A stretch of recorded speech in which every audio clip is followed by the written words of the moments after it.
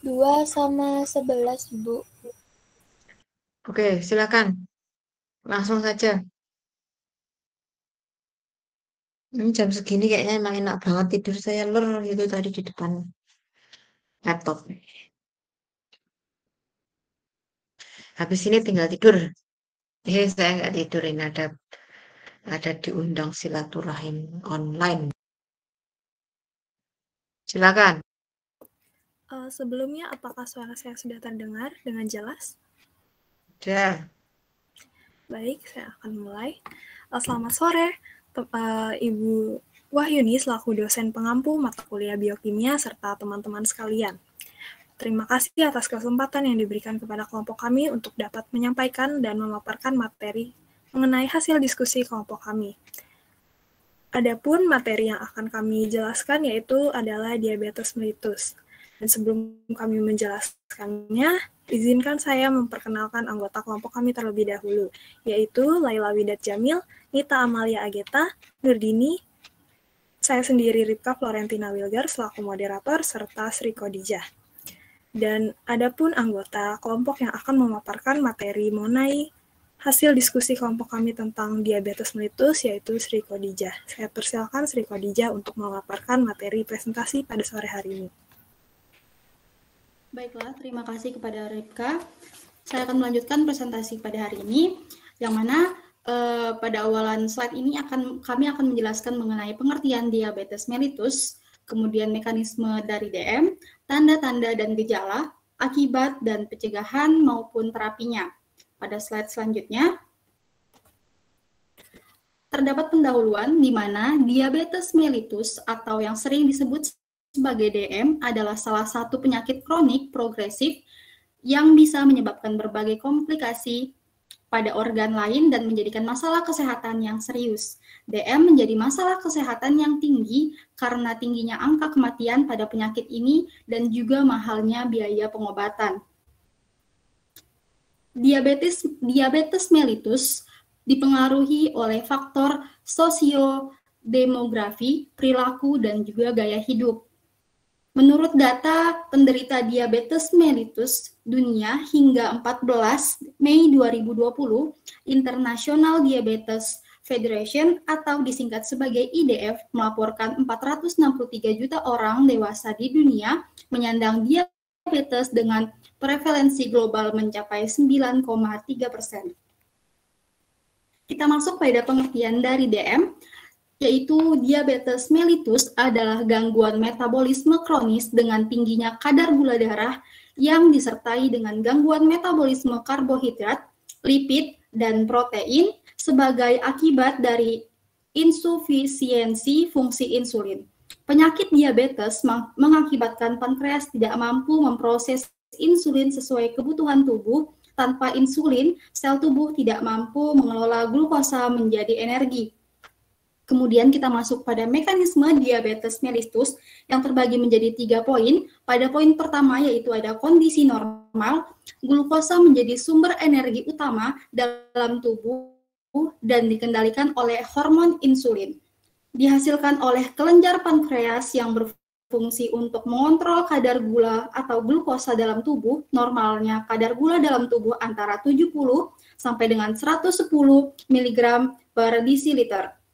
Kemudian pada diabetes tipe 1, autoimun akan merusak sel-sel beta pankreas sehingga menyebabkan produksi insulin menurun. Sehingga glukosa darah tidak bisa masuk ke dalam sel dan terjadilah hiperglikemi atau glukosa darah yang tinggi. Menurut Rizky Prayogo P, pada 2011, penyebab utama dari diabetes mellitus tipe 1 adalah ketidakmampuan pankreas untuk memproduksi insulin yang cukup sehingga terjadinya kekurangan hormon insulin pada proses penyerapan makanan. Pada diabetes tipe 2 ini, sel mengalami resistensi insulin sehingga insulin tidak dapat bekerja pada sel tersebut dan terjadilah hiperglikemi atau glukosa darah yang tinggi. Menurut Rizky Prayogo tahun 2011, penyebab utama diabetes tipe 2 terjadi pada volume reseptor atau penerima hormon insulin, yakni sel-sel darah di mana produksi insulin oleh pankreas cukup tetap cukup, tetapi sel-sel dalam tubuh tidak menggunakannya. Selanjutnya, terdapat tanda dan gejala dari DM menurut Lukman Effendi pada tahun 2011. Yang pertama, ada dada nyeri, pusing dan lemas, ketiga sering kelelahan, keempat terjadinya pembengkakan di kaki, kelima sianosi atau kebiruan pada tangan, bibir, dan kaki, keenam penglihatan buram, 7 kehilangan nafsu makan, 8 kerontokan rambut, 9 kelumpuhan pada salah satu bagian tubuh, ke-10 sering mengalami kesemutan. Adapun tanda dan gejala lainnya yaitu merasa sesak nafas, perasaan terbakar pada dada, jantung berdetak dengan cepat dan tidak beraturan, kehilangan kesadaran, punggung sering terasa sakit, dan ada perasaan gelisah. Kemudian kesulitan bernafas saat berbaring, batuk yang disertai busa dalam jumlah yang banyak, terdapat bintik-bintik berwarna merah gelap pada mata, penglihatan menurun secara tiba-tiba pada salah satu mata, melihat lingkaran-lingkaran cahaya, mata menjadi berwarna merah kehitaman, atau yang disebut sebagai exudate, mengalami kemudian pada diabetes mellitus mengalami hiponten atau disfungsi ekskresi, tangan dan atau kaki terasa tebal dan nyeri, rasa terbakar pada tungkai, daya pengecap menjadi berkurang, kesulitan dalam menelan, mengalami diare, kekuatan tenaga pada lengan menjadi berkurang sehingga dapat sewaktu-waktu terjatuh. Sulit untuk beradaptasi ketika berada dalam ruang terang maupun gelap. Otot menjadi kecil, terjadi gangguan komunikasi, kelumpuhan otot-otot pada wajah, pada punggung bawah atau pelvis, bagian depan paha dan sebelah luar atau sebelah dalam kaki. Terjadi luka yang tidak kunjung sembuh, kesemutan pada sendi-sendi yang dapat membuat kehitaman, denyut nadi yang kadang hilang atau tidak teraba, jarak pandang menjadi terbatas, dan terjadinya ischemia yang dapat menyebabkan adalah hipokesia jaringan. Selanjutnya, kita masuk pada akibat diabetes. Diabetes mengakibatkan penyakit komplikasi antara lain komplikasi cerebrovascular disease, komplikasi arteri perifer oklusi akut, kemudian ada komplikasi jantung, komplikasi retinopati, komplikasi ulkus, komplikasi nefropati, komplikasi neuropati, dan komplikasi retinopati. Kemudian terdapat pencegahan dari yang terbagi menjadi 2 poin. Pencegahan pertama yaitu pencegahan komplikasi makrovaskular, yang mana menurut Hochwerf pada tahun 2011 meliputi modifikasi diet, latihan fisik secara teratur, berhenti merokok, mengatasi hipertensi, kontrol dislipidemia, kontrol hiperglikemi, yang mana menurut Hochwerf pada tahun 2005, umumnya komplikasi makrovaskular merupakan dampak yang disebabkan dari hiperglikemia yang lama dengan kekambuhan hipertensi, yang mana bentuk-bentuk komplikasi makrovaskular adalah diabetik neuropati, periferal neuropati, retinopati. Diabetik neuropati adalah penyebab tinggi terjadinya kebutaan pada usia muda. Selanjutnya, pada poin kedua yaitu pencegahan diabetik foot ulcer, terbagi menjadi 3 poin, yang mana poin pertama, pemahaman dan manajemen secara mandiri oleh pasien seputar penyakit DM, yang mana menurut American Diabetes Association 2003, pemahaman dan manajemen secara mandiri oleh pasien sedini mungkin adalah cara yang tepat dalam pencegahan masalah ulkus kaki diabetik, karena ulkus kaki diabetik dan amputasi adalah penyebab terbesar kematian yang terjadi maupun kesakitan yang dirasakan oleh penderita diabetes mellitus. Pada poin kedua, yaitu pasien perlu diberikan pendidikan kesehatan, yang mana menurut Yaturu pada tahun 2011 memberikan bekal pendidikan dan pengetahuan kepada pasien atau klien untuk melakukan pemeriksaan kaki secara mandiri dengan rutin, dengan perhatian khusus pada adanya pertumbuhan kalkus, sehingga sensasi pada kulit, infeksi, dan kaki akan melepuh. pada poin ketiga, dilaksanakannya promosi kesehatan sesuai konsensus pengelolaan DM pada tahun 2006. Perlu dilakukan edukasi bagi pasien dan keluarga maupun orang-orang yang berada di lingkungan pasien DM tersebut untuk menambah pengetahuan dan peningkatan motivasi diri. Kemudian pada slide terakhir, kita masuk pada terapi dari diabetes mellitus. Yang pertama ada terapi gizi medis, yang mana menurut Frankie et al. Pada tahun 2010 untuk mencegah dan memperlambat laju perkembangan komplikasi kronis dari diabetes dengan cara memodifikasi asupan gizi dan gaya hidup pada seseorang penderita diabetes mellitus. Pada setiap penderita DM, terapi gizi medis bersifat individual atau mandiri sebab di dalam penanganan ini, seorang penderita diabetes mellitus harus mampu mempertimbangkan kebiasaan makan yang dikonsumsi, metabolisme, aktivitas fisik, dan adanya komorbid. Terapi gizi medis pada penderita DM dengan keadaan khusus seperti pada penyakit akut, hipoglikemia, perawatan medis, lanjut usia, kehamilan, laktasi, hipertensi, nefropati, dan dislipidemia sangat dianjurkan untuk melakukan terapi gizi ini sebagai suatu cara untuk membantu menentukan keberhasilan dari upaya pencegahan DM.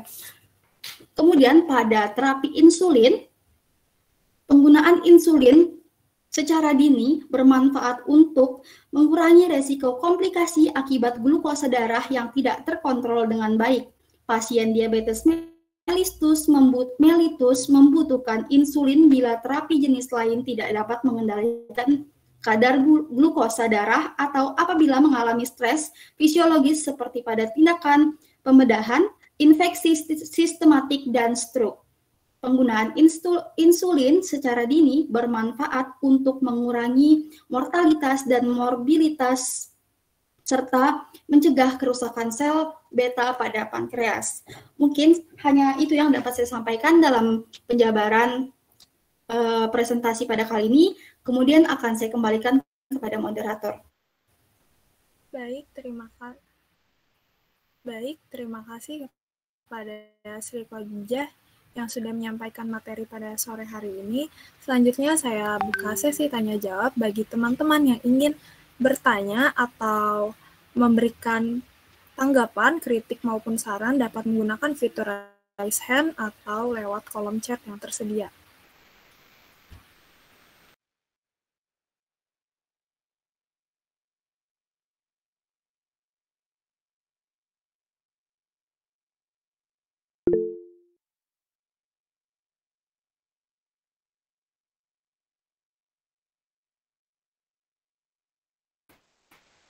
Baik, dipersilakan kepada Rafika Hasmi untuk menyampaikan pertanyaan ataupun tanggapannya. Ya, yang saya ingin bertanya dari gejala yang banyak telah disebutkan, gejala apa yang sangat menonjol atau yang mendorong jika seseorang tersebut menderita diabetes mellitus atau penyakit DM tersebut? Terima kasih.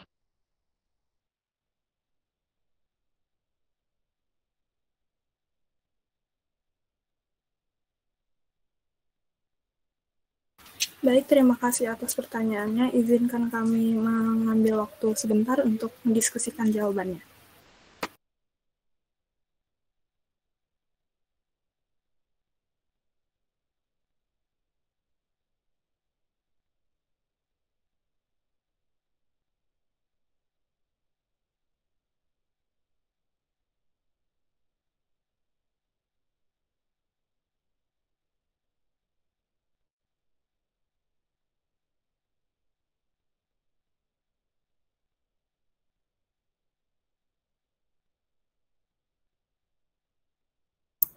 Baik, sebelumnya izin menjawab, mungkin dari yang telah disebutkan, yang ada di PPT ini, yang tanda dan gejala yang cukup sering dialami oleh penderita diabetes mellitus, yaitu seperti sering kesemutan, kehilangan nafsu makan, dan juga penglihatan menjadi. Mungkin ada yang bisa menambahkan.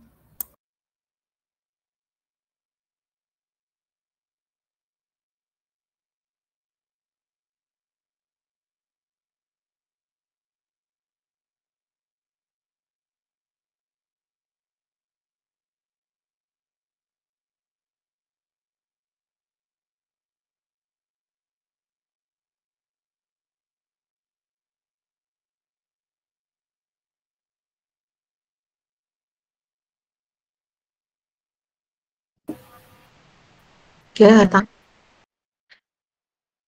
dengar ada istilah polipagi, poliuri, polidipsi? Mohon maaf sebelumnya belum pernah Ibu. Belum pernah. Ya. Jadi pada orang diabetes itu pada fase awal itu ada tanda tadi ya, polipagi, poliuri, polidipsi ya. Jadi banyak makan, banyak minum, dan banyak berkemih. Jadi kenapa banyak makan? Banyak makan itu karena memang ini ya, tadi penderita DM itu tidak bisa memanfaatkan kadar gula dalam darah yang sebenarnya tinggi untuk dijadikan sebagai sumber energi. Jadi di situ otak itu merasa lapar saja sehingga otak memerintahkan kepada tubuh untuk makan. Hanya saja tadi karena keterbatasan insulin kan gula tidak masuk ke dalam sel sehingga dia tidak bisa dimanfaatkan. Itu dari sisi polipagi. Nah, polidipsi ya. Jadi karena kenapa kok banyak minum? Karena banyak minum itu kaitannya sama kadar gula dalam darah yang tinggi itu menyebabkan viskositas darah menjadi lebih tinggi. Karena viskositasnya tinggi untuk mengencerkan darah tadi, tubuh memerintah untuk minum. Jadi dia juga akan minum banyak. Nah, sesudah minum banyak, ini tentu saja reaksinya akan, air juga akan dikeluarkan. Jadi itu nanti perlu juga peran dari hormon baik antidiuretik ya. Jadi di sini ketika kadar gula dalam darah tinggi, itu air akan dikendalikan untuk dikeluarkan, baik lewat urin maupun lewat yang lainnya. Untuk apa? Untuk mengencerkan darah dulu, biar darahnya tidak pekat gitu ya. Tapi nanti kalau sudah ada asupan air masuk, nah tadi air sudah cukup mengencerkan darah, tapi dampaknya tadi harus banyak kencing. Itu gejala awal, sebenarnya gejala lanjut, jadi ada nyeri dada, pembengkakan di kaki. Itu nanti kalau sudah, biasanya kalau awal-awal kalau itu ya 3 hal tadi saja. Ini kalau penglihatan buram itu ya sudah lanjut ya, biasanya ada ya mungkin gula yang sudah mengalami perubahan menjadi oksidan tapi menumpuk di retina mata. Kelumpuhan pada salah satu anggota bagian tubuh itu nanti kalau dampak lanjutnya ya jadi dari DM, kemudian mungkin ada kena hipertensi jadi stroke, nanti dari kelumpuhan itu. Sering mengalami kesemutan, ini disebut sebagai polineuropati. Jadi biasanya ini juga karena kalau orang DM itu tadi darah yang pekat tadi menyebabkan aliran darah menjadi lebih lamban. Aliran darah yang lamban ini menyebabkan banyak darah yang dia akan menempel di lumen pembuluh darah. Nah, menempel di lumen itu dampaknya nanti aliran darah di situ menjadi tidak bagus dan dia nutrisi ke jaringan yang bersangkutan juga akan mengalami gangguan. Kalau kerontokan rambut, saya kok kurang tahu ini. Kebiruan pada tangan, bibir, dan kaki, ini juga karena gangguan pada aliran darah, termasuk tadi Anda katakan ada impotensi tadi ya. Jadi impotensi itu apa sih? Ketidakmampuan seorang laki-laki untuk ereksi. Apa ereksi? Ereksi itu adalah tegak. Erek itu tegak. Jadi kalau dikatakan di sini ereksi itu adalah tegaknya organ vital pada pria. Jadi penis itu secara fisiologis kalau sudah mencapai akhir balik, pria itu nanti ada mimpi indah. Nanti kadang-kadang pagi karena hormonnya berlebih itu akan alat vitalnya akan tegang sendiri. Nah, proses tegangnya alat vital atau berdirinya alat vital itu perlu aliran darah yang sangat bagus. Jadi di situ kalau ada sumbatan, aliran darahnya menjadi terganggu. Termasuk tadi orang DM, karena aliran darah terganggu, maka darah tidak bisa masuk ke penis semua. Karena terganggu, tidak bisa masuk, maka si penis tadi kurang mampu untuk menegang atau ereksi. Kehilangan nafsu makan. Ini kalau sudah lanjut ya, tapi kalau ada pada awal-awal tadi malah banyak makan. Pembengkakan pada kaki, sering pusing dan lemas karena memang tidak bisa memanfaatkan energi dalam tubuh. Kelelahan juga, jadi mungkin baru jalan sekian meter itu sudah. Itu silakan dilanjut. Ada lagi pertanyaan? Baik, Ibu, terima kasih atas tambahannya. Apakah ada yang ingin bertanya lagi atau menanggapi?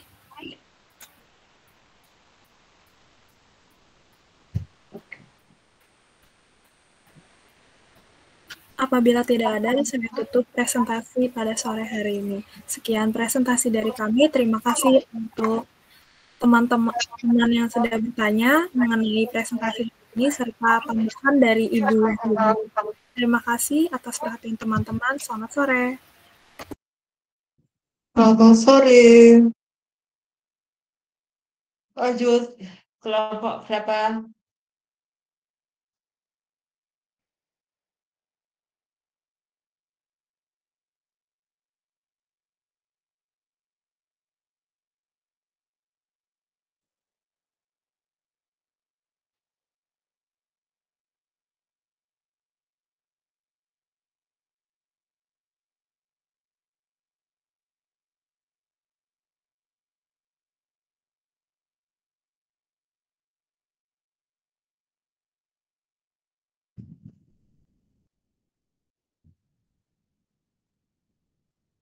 Ya, kelompok berikutnya. Oke, silakan. Baik Ibu, sebelumnya minta maaf karena nggak bisa on cam. Baik, saya mulai. Assalamualaikum warahmatullahi wabarakatuh. Waalaikumsalam warahmatullahi wabarakatuh. Yang terhormat Ibu Wahyuni SKM MK selaku dosen mata kuliah biokimia dan teman-teman yang berbahagia. Di sini saya dan rekan-rekan saya akan mempresentasikan terkait penyakit hemochromatosis. Sebelumnya izinkan saya memperkenalkan rekan saya terlebih dahulu.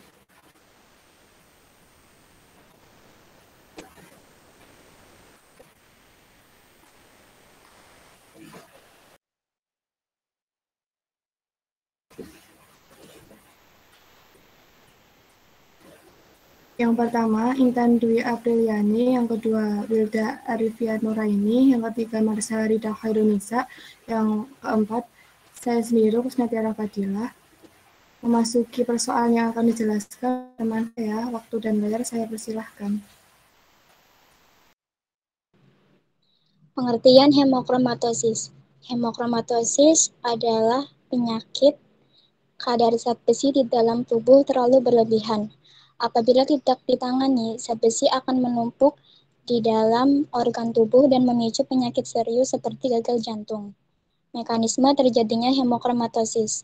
Mekanisme terjadinya karena kelainan genetik yang disebabkan oleh mutasi gen yang mengontrol jumlah zat besi yang diserap di dalam tubuh seseorang dari makanan yang dikonsumsi. Kondisi tersebut itulah yang membuat kadar zat besi dalam tubuh menjadi berlebihan. Gejala hemochromatosis. Gejala hemochromatosis paling sering ditemui adalah kelelahan kronis dan nyeri sendi. Gejala cukup khas yang muncul yaitu nyeri pada kuku jari telunjuk dan tengah. Dan gejala lainnya meliputi lemah, tidak bersemangat, turun berat badan, kebingungan, nyeri perut, jantung berdebar-debar, kehilangan gairah seks, dan kerontokan bulu badan. Selanjutnya akan dilanjutkan oleh teman saya kepada Marcella. Waktu dan layar saya persilahkan. Akibat hemochromatosis. Akibat hemochromatosis dapat menyebabkan berbagai penyakit, yaitu 1. Penyakit pada hati, 2. Penyakit pada jantung, 3. Diabetes, 4. Kerusakan atau kesakitan pada sendi, 5. Gagalnya fungsi organ reproduksi, 6. Perubahan warna kulit, 7. Kelenjar tiroid dan kelenjar pituitari yang kurang aktif, 8. Kerusakan pada kelenjar adrenal. Penyebab hemochromatosis.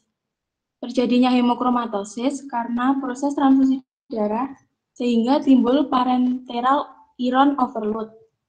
Kasus ini sering terjadi apabila transfusi darah sudah berkali-kali dilakukan. Multiple blood transfusion. Maka yang terjadi adalah penumpukan zat besi dalam darah dari akibat sel darah merah yang tidak bisa keluar. Terapi dan pencegahan. A. Terapi. Tujuan dari terapi adalah untuk menormalkan kadar zat besi dalam tubuh. B. Pencegahan dari penyakit hemokromatosis. 1. Plebotomi. 2. Tidak mengkonsumsi alkohol. 3. Melakukan pengecekan sejak dini. 4. Tidak mengkonsumsi kandungan zat besi. 5. Berhenti merokok sejak dini. 6. Minum air putih secara teratur. Dan 7. Olahraga secara teratur.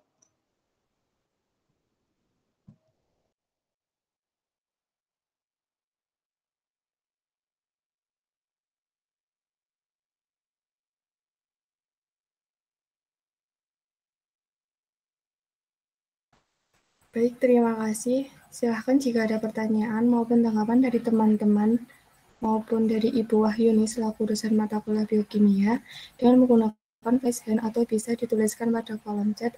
Waktu dan layar saya persilahkan.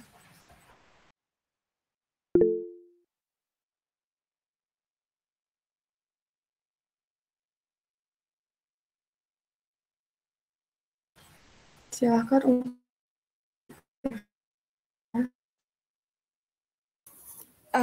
Baik, sebelumnya saya izin bertanya, apakah penyakit hemokromatosis ini dapat terjadi di semua kalangan usia, dari usia besar sampai usia tua atau dominan di usia tua? Terima kasih.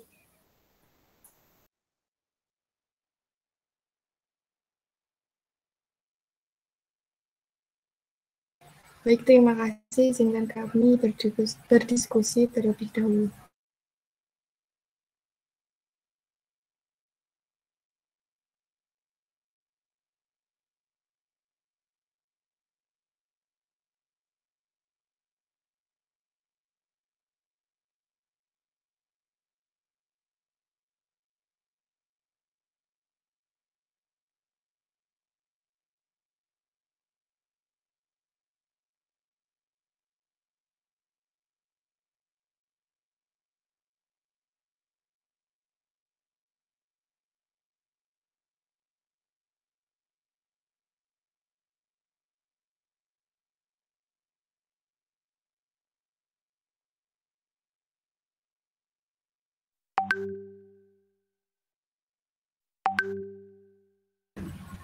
Baik, izin menjawab. Penyakit ini sering ditemukan pada umur 40 sampai 60 tahun ke atas. Baik, terima kasih atas jawabannya.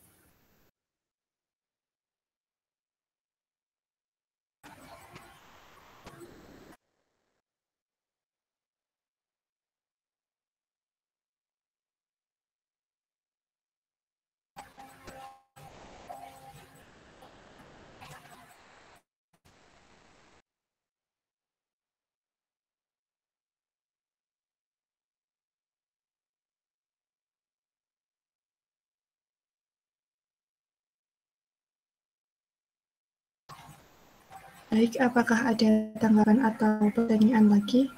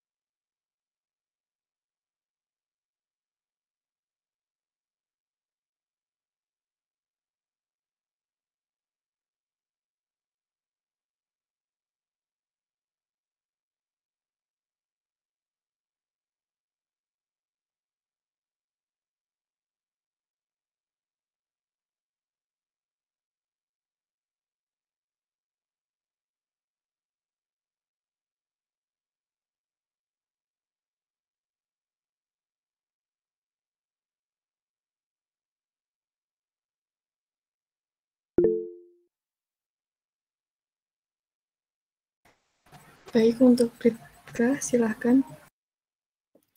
Sebelumnya perkenalkan, saya Ripka Florentina Wilgar, izin bertanya, apakah hemochromatosis itu dapat diturunkan melalui faktor genetik atau misalnya diturunkan dari orang tua ke anak, dan apabila bisa, apakah ada cara untuk mencegah atau menurunkan risiko dari penurunan penyakit hemochromatosis itu kepada keturunan? Terima kasih.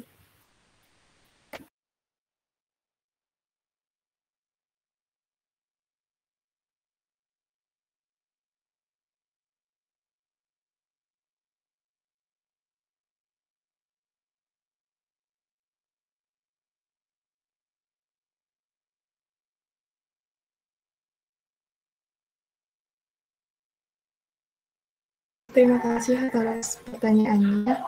Silakan berdiskusi sebentar.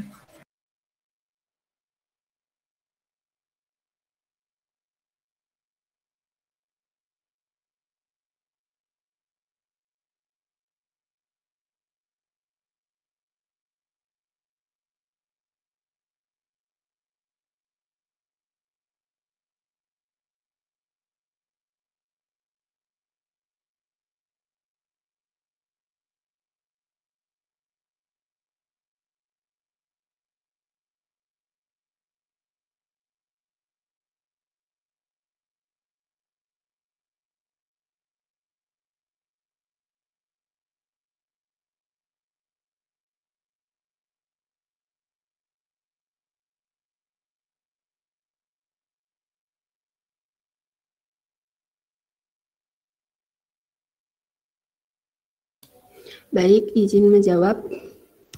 Dapat diturunkan melalui keturunan. Cara pencegahannya dengan tidak mengkonsumsi alkohol dan dapat melakukan pengecekan sejak dini bila terdeteksi riwayat diabetes pada keluarga. Tidak mengonsumsi kandungan zat besi atau vitamin C. Berhenti merokok sejak dini, minum air putih secara teratur, olahraga secara teratur, dan menghapus kelebihan zat besi dengan menyedot darah atau plebotomi.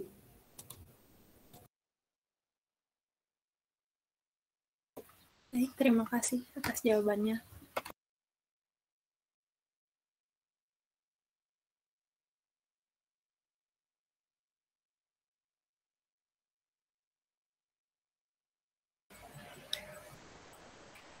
Baik, apakah ada tanggapan lagi atau pertanyaan dari teman-teman?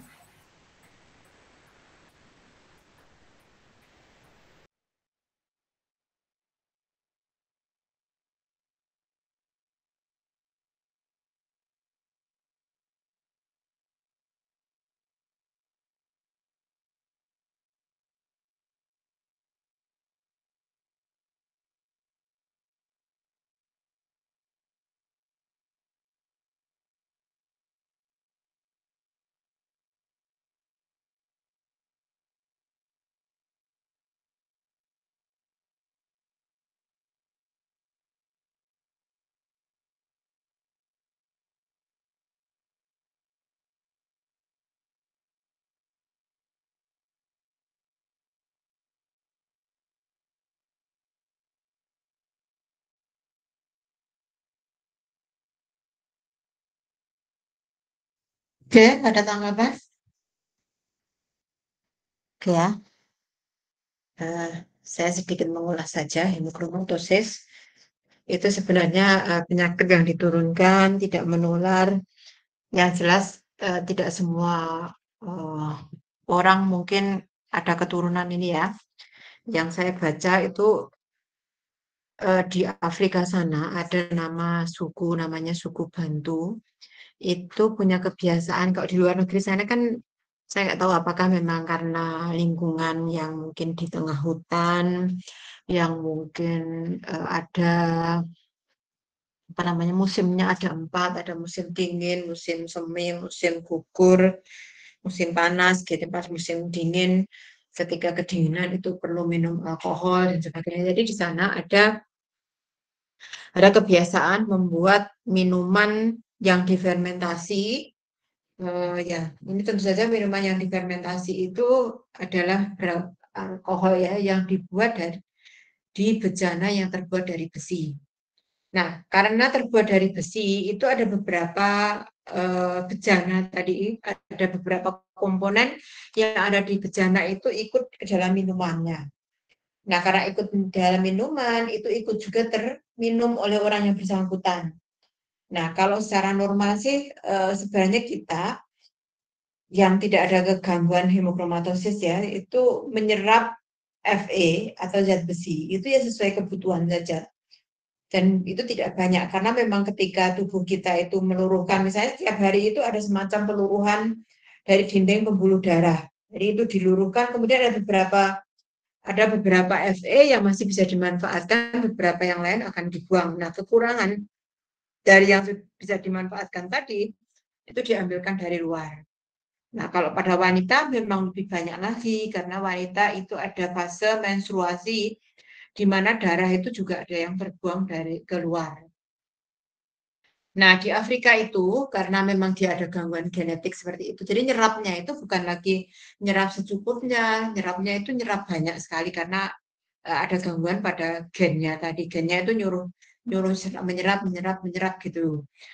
Nah, tetapi yang diserap itu bukan fero ya. Jadi ingat ya, ada feri, ada fero ya. Harusnya kan yang diserap itu Fe2+, bukan Fe3+. Kalau Fe2+ disebut sebagai fero ya. Kalau Fe3+ disebut sebagai feri. Nah, yang diserap itu adalah feri. Nah, feri ini di dalam tubuh itu tidak bisa dimanfaatkan. Nah, karena tidak bisa dimanfaatkan, maka dia menumpuk. Tadi menumpuknya di beberapa tempat. Ya bisa di otak, di hepar. Kenapa hepar? Mungkin di persendian. Karena hepar itu tempatnya tubuh manusia. Detok itu kan pengeluaran racun. Nah, tetapi ya meskipun dia tempat detok, tentu saja dia punya kapasitas. Nah, kapasitas maksimal hepar itu kan mestinya kalau sudah terpenuhi nanti justru zat besi yang ada di hepar yang harusnya itu dinetralisir oleh hepar karena memang enzimnya sudah habis terkuras untuk menetralisir sebelumnya, maka zat besi itu akan numpuk di hepar. Nah, ini mungkin dalam jangka waktu yang lama bisa berdampak terjadinya sirosis hepatis. Jadi kalau di otak mungkin lama-kelamaan bisa menjadi MR atau mental retardation. Nah, ini satu hal yang mungkin sering mungkin dihadapi oleh fisioterapis ya, mungkin ada nyeri sendi ya. Nyeri sendi mungkin di bahasan kita itu tidak hanya oleh karena hemokromatosis, mungkin di sini juga nanti ada osteoartritis, mungkin ada gout disease, itu sebenarnya semua dampaknya ke nyeri sendi. Tetapi yang mungkin jadi catatan di hemokromatosis itu nyeri sendinya itu bukan karena ya peradangan, tetapi karena penyebabnya karena penumpukan zat besi di dalam sendi. Kalau yang lain kan mungkin kalau kayak OA itu kan karena memang degeneratif, kemudian di situ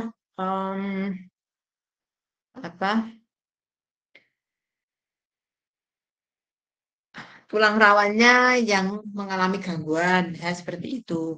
Kalau gout itu oleh karena asam urat yang tinggi. Nah, urat yang tinggi itu akan mengkristal di persendian. Nah, mengkristal di persendian ini akan menyebabkan nyeri. Nah, hal-hal yang seperti itu yang harus menjadi catatan bagi Anda nanti suatu saat kalau misalnya ketemu pasien, meskipun di Indonesia memang jarang, tetapi kita kan tidak menutup kemungkinan bahwa nanti itu Anda bisa bekerja di seluruh belahan dunia, termasuk juga mungkin di daerah Afrika atau bahkan di Eropa sana. Itu harapannya Anda paham juga, oh ini kemarin yang itu hemokromatosis. Berarti kalau misalnya Anda treatment nyeri sendi berkali-kali ternyata tidak ada perbaikan, ya, itu salah satu kecurigaan. Apalagi kalau misalnya kulitnya ini kan lebih hitam ya daripada orang yang tidak mengalami hemokromatosis tadi. Nah, tadi sudah dijelaskan juga bahwa treatmentnya adalah dengan plebotomi ya. Jadi plebotomi itu mengambil darah dari vena. Jadi setiap 2 minggu sekali sebanyak 500 mililiter. Itu untuk apa ya? Untuk tadi mengurangi jumlah Fe yang ada di dalam tubuh. Gitu, itu ulasan dari saya. Ada yang ingin didiskusikan lagi?